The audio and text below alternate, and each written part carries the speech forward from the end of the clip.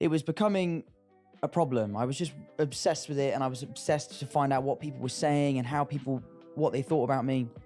¿Alguna vez has imaginado una conversación que nunca ocurrió? No una fantasía pasajera, no pensar durante unos segundos en algo que podría pasar. Hablo de esos momentos en los que tu mente construye una escena completa. Las palabras exactas, las reacciones de la otra persona, la respuesta perfecta que deberías haber dado, la conversación que tendrías si volvieras a encontrarte con alguien. Y cuando te das cuenta han pasado 10 minutos o 20 y has estado en otro lugar completamente sin moverte del sitio. Ocurre en la ducha, mientras conduces, antes de dormir, en mitad de una reunión. Tu cuerpo sigue presente, pero tu mente lleva un rato viviendo algo que no existe. La mayoría de las personas no habla de esto porque desde fuera parece una simple distracción, pero desde dentro se siente diferente. Se siente como si tuvieras una segunda vida, una vida que solo ocurre en tu cabeza. Y lo que vamos a ver hoy es que esto no es una rareza ni un defecto. Es una de las señales más claras de cómo funciona una mente emocionalmente muy activa, y lo que revela sobre quién lo hace es mucho más interesante de lo que parece.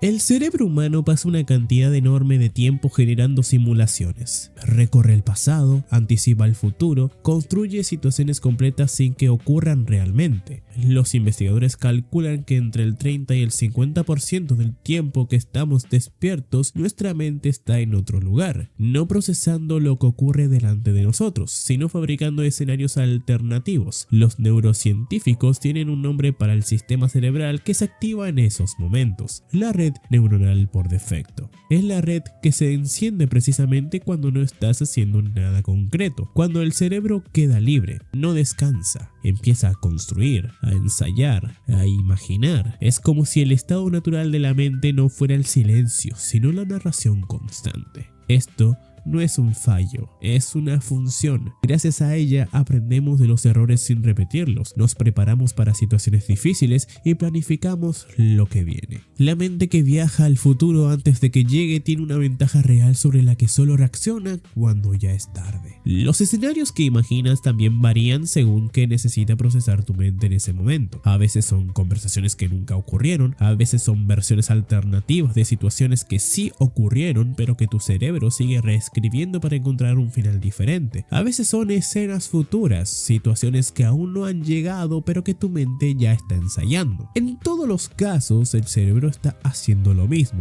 buscando resolución para algo que todavía no la tiene. Pero en algunas personas ocurre algo distinto. La simulación deja de ser una herramienta ocasional y se convierte en un refugio habitual. La mente empieza a preferir el mundo imaginado al mundo real. No porque la persona esté desconectada de la realidad, ni porque confunda fantasía y realidad, sino porque dentro de esos escenarios se encuentra algo que fuera le resulta mucho más difícil conseguir: control, comprensión, resolución, la sensación de que las cosas encajan. En una conversación imaginaria, nadie te interrumpe, nadie malinterpreta lo que quieres decir. Puedes explicar exactamente cómo te sientes y la otra persona finalmente lo entiende, algo que en la vida real rara vez ocurre, porque las personas son impredecibles, las conversaciones son caóticas y la realidad no sigue ningún guión. La imaginación sí. ¿Y qué tipo de persona tiende a hacer esto con más frecuencia que el resto? No tiene que ver con ser creativo. Hay personas muy creativas que apenas lo hacen y personas que nunca han escrito una historia, que pasan horas construyendo situaciones mentales complejas. Lo que sí aparece de forma consistente es una vida emocional especialmente intensa, no necesariamente más dramática, más intensa. Son personas que se sumergen profundamente en lo que sienten, que conectan con la música de una forma que otros no terminan de entender, que se quedan pensando durante horas en algo que para el resto pasó desapercibido. No porque sean más débiles o más frágiles, sino porque procesan las experiencias de una forma especialmente profunda. También suelen ser personas con una gran sensibilidad al detalle social. Recuerdan con precisión cómo miró a alguien, qué tono usó, qué quedó sin decirse en una conversación. Detectan matices que los demás filtran automáticamente. Y esa capacidad de captar tanto detalle significa también que hay mucho más material emocional sin procesar acumulándose. Conversaciones que no se cerraron bien, momentos en los que no encontraron las palabras, situaciones que dejaron una sensación incompleta.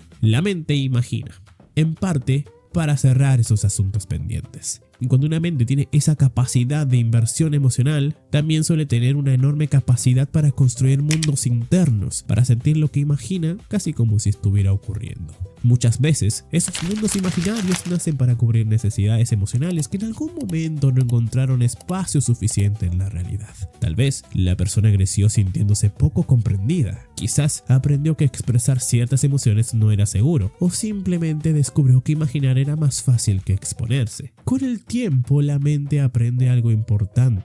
Puede obtener alivio emocional sin depender de nadie más. Y eso resulta increíblemente atractivo, porque las relaciones reales implican incertidumbre. Las personas pueden decepcionarte, pueden rechazarte, pueden no entenderte. Los escenarios imaginarios siempre están disponibles y siempre funcionan exactamente como tu cerebro necesita. Pero hay una paradoja dentro de todo esto que lo complica todo. Cuanto más alivio proporciona el mundo imaginario, más difícil puede resultar volver al mundo real. Porque la realidad exige cosas que la imaginación no exige. Paciencia, vulnerabilidad, acción. En la fantasía puedes tener la conversación perfecta. En la realidad tienes que atreverte a iniciarla. En la fantasía recibes comprensión inmediata. En la realidad tienes que aceptar que quizás nunca llegue. En la fantasía todo encaja. En la realidad casi nada lo hace. Y por eso algunas personas terminan usando estos escenarios como un refugio automático. Cada vez que aparece el estrés, la soledad o la frustración, la mente abre esa puerta y vuelve a entrar. No es una decisión consciente, es un hábito que se instaló porque funcionó. Lo complicado es lo que queda después, esa sensación extraña de que el tiempo ha desaparecido, de que una parte del día se evaporó, y entonces surge cierta culpa, la sensación de haber estado ausente, de haber perdido el hilo, de estar viviendo más dentro de la cabeza que fuera de ella. Pero aquí hay algo importante que conviene entender antes de llegar a ninguna conclusión. Imaginar escenarios falsos constantemente no significa que haya algo roto dentro de ti. Muchas veces ocurre precisamente porque tu mente encontró una forma inteligente de protegerte. Fue una adaptación, una estrategia que desarrollaste para darte aquello que necesitabas cuando no sabías cómo conseguirlo de otra manera. El problema no es que exista ese mundo interior. El problema aparece cuando se convierte en el único lugar donde ciertas necesidades pueden satisfacerse, porque entonces la imaginación deja de complementar la realidad y empieza a sustituirla. Y esa diferencia lo cambia todo.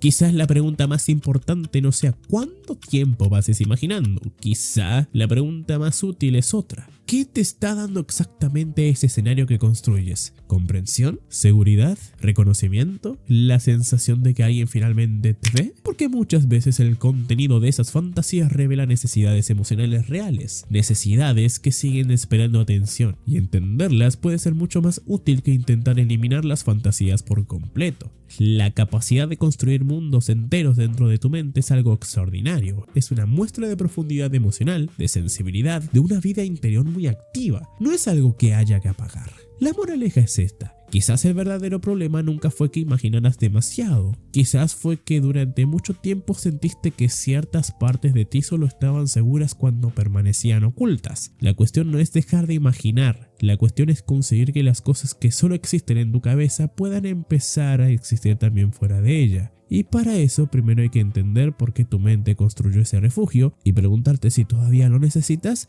de la misma manera que antes.